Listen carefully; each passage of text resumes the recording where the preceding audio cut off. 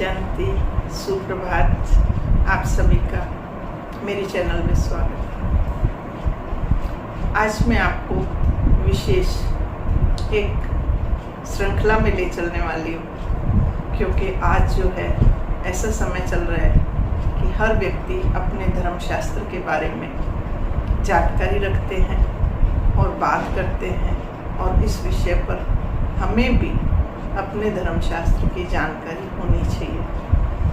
वैसे तो हिंदुओं में बहुत सारे धर्मशास्त्र हैं, लेकिन रामायण, महाभारत, उपनिषद, पुराण से भी सब शास्त्रों से सर्वोच्च सर्वशास्त्रमय शिरोमणि जिसे कहा गया है वो है श्रीमद् भगवत गीता, जिसका अर्थ है श्रीमद् यानी श्रेष्ठ राय और भगवत यानी भगवान के द्वारा गीता मतलब जो गा के बताई गई थी। यानी पहली बात तो ये स्पष्ट हो कि गीता शास्त्र लिखा गया जो स्वरूप में है वो मनुष्यों ने लिखा है और वो अपनी स्मृति के आधार पे लिखा है। वास्तव में जब गीता ज्ञान जब भी सुनाया गया होगा वो ईश्वर ने मुख द्वारा सुनाया था, लिख कर नहीं दिया था।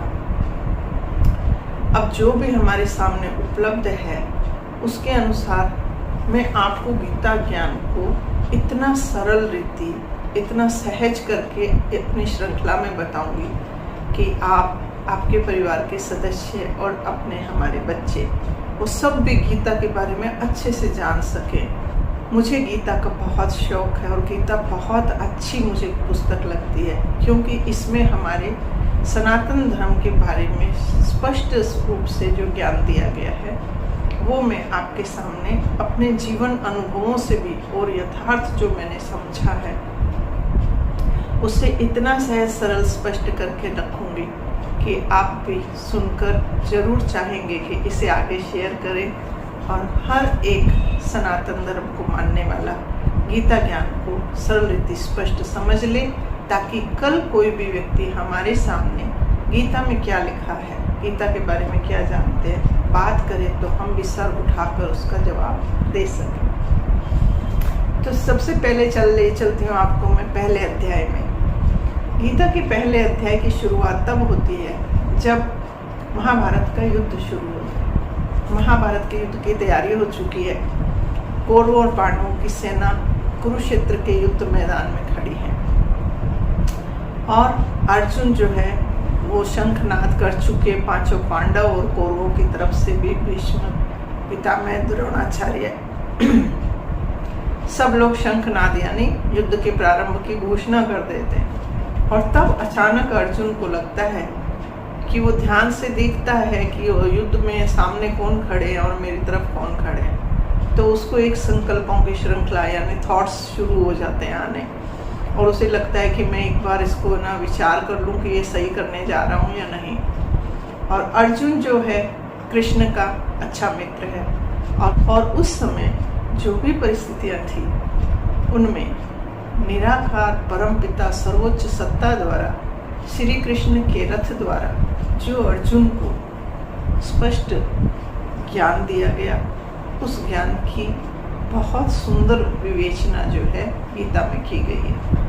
गीता के पहले अध्याय में क्या है, तो जब ऐसी परिस्थितियों में अर्जुन विचार करते हैं कि मुझे युद्ध के बारे में एक बार पुनः विचार कर लेना चाहिए, तो वो श्री कृष्ण को कहते हैं कि हे मित्र, तुम मेरा रथ जो है युद्ध के स्थान के बीचों बीच ले चलो, ताकि मैं ये जो होने वाला है उसमें ये जो परिस्थितियाँ और जो लोग खड़े हैं युद्ध के लिए उनको मैं अच्छे से देख सकूं।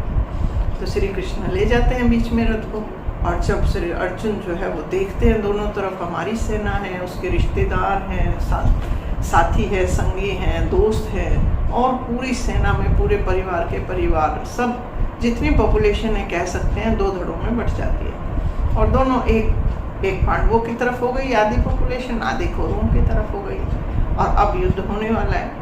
तो अर्जुन सोचता है कि इसमें तो महारथी भी हैं, महायोद्धा भी हैं, और जब हम इतने अस्त्र शस्त्र शक्तियों के साथ लड़ेंगे तो विनाश तो बहुत जोरदार होगा, और इतना विनाश होगा उसमें ये तो निश्चित है कि दोनों ही सेनाओं के बहुत सारे सैनिक भी, वीर योद्धा भी मारे जाएंगे।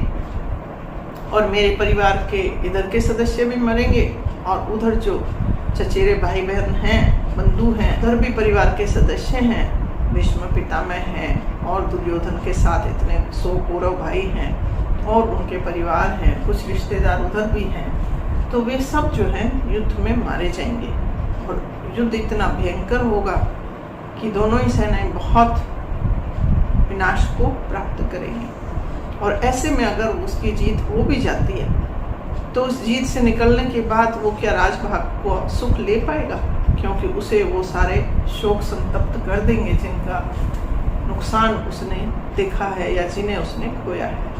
और हम सब ये शोक के माहौल में फिर कैसे जीवन को आगे खुशी से जी पाएंगे। तो इससे अच्छा है, उसको लगता है कि मैं युद्ध छोड़ देता हूँ और जो कुछ भी मिलेगा उसी में जाके जीवन यापन तो कर ही लेंगे।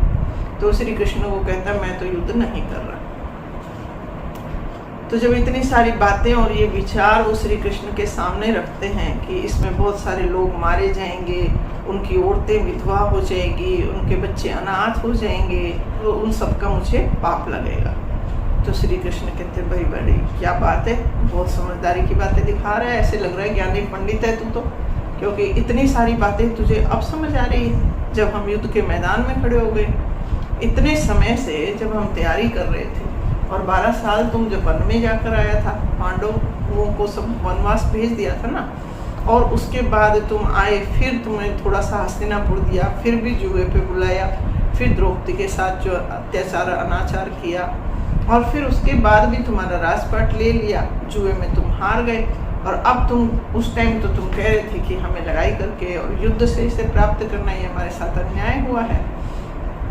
और अब तुम जब सेनाएं इकट्ठी हो गई है लड़ने के लिए, तो बीच में खड़े होकर कह रहे हो कि मुझे युद्ध नहीं करना है। तो भाई तुझे डिप्रेशन आ रहा है, सीवियर डिप्रेशन इसको ही कहते हैं। तो इस अध्याय का नाम भी है अर्जुन विषाद योग। विषाद का अर्थ ही होता है सीवियर डिप्रेशन। तो ये था पहले अध्याय का मर्म, जिसमें कुल मिलाकर अर्जुन ही अपने संवाद करते रहते हैं, श्री कृष्ण को अपने मन की व्यथा सुनाते हैं और अंत में कह देते हैं कि मैं ऐसी हालातों में युद्ध नहीं करना चाहता, उससे तो मैं सरल सादगी भरा जीवन जीने में अपनी भलाई समझता हूँ, जो है कहकर अपना धनुष छोड़ देते हैं।